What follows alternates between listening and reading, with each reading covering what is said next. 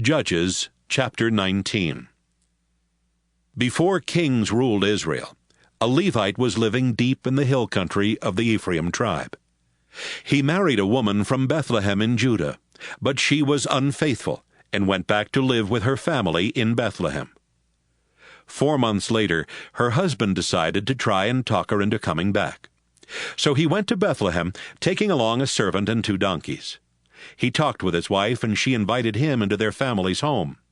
Her father was glad to see him and did not want him to leave. So the man stayed 3 days, eating and drinking with his father-in-law.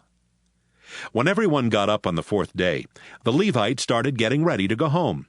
But his father-in-law said, "Don't leave until you have a bite to eat. You'll need strength for your journey."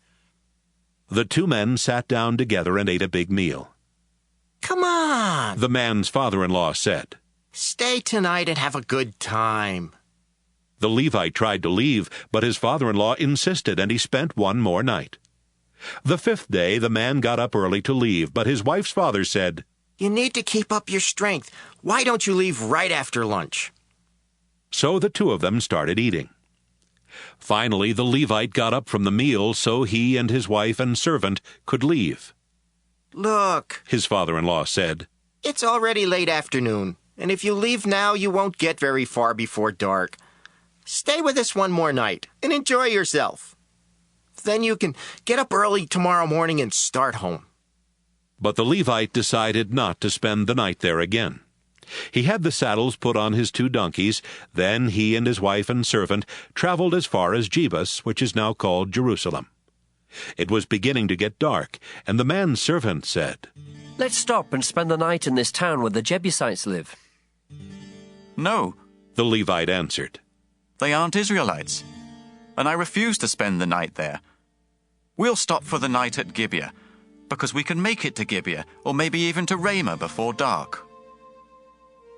They walked on and reached Gibeah in the territory of Benjamin just after sunset.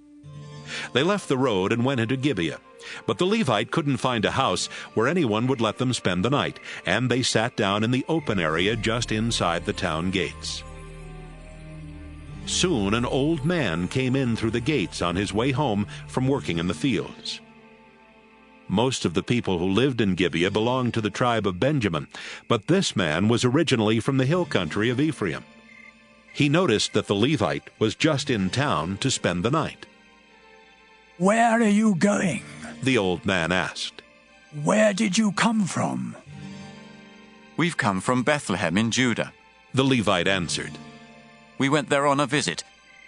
Now we're going to the place where the Lord is worshipped, and later we will return to our home in the hill country of Ephraim. But no one here will let us spend the night in their home. We brought food for our donkeys and bread and wine for ourselves, so we don't need anything except a place to sleep." The old man said, "You are welcome to spend the night in my home and to be my guest, but don't stay out here." The old man brought them into his house and fed their donkeys. Then he and his guests washed their feet and began eating and drinking. They were having a good time when some worthless men of that town surrounded the house and started banging on the door and shouting, "A man came to your house tonight. Send him out so we can have sex with him." The old man went outside and said, "My friends, please don't commit such a horrible crime against a man who is a guest in my house. Let me send out my daughter instead. She's a virgin, and I'll even send out the man's wife. You can rape them or do whatever else you want, but please don't do such a horrible thing to this man." The men refused to listen, so the Levite grabbed his wife and shoved her outside. The men raped her and abused her all night long. Finally, they let her go just before sunrise. And it was almost daybreak when she went back to the house where her husband was staying. She collapsed at the door and lay there until sunrise. About that time, her husband woke up and got ready to leave. He opened the door and went outside, where he found his wife lying at the door with her hands on the doorstep. "Get up," he said. "It's time to leave." But his wife didn't move. He lifted her body onto his donkey and left. When he got home, he took a butcher knife and cut her body into 12 pieces. Then he told some messengers, Take one piece to each tribe of Israel and ask everyone if anything like this has ever happened since Israel left Egypt. Tell them to think about it, talk it over, and tell us what should be done. Everyone who saw a piece of the body said, This is horrible!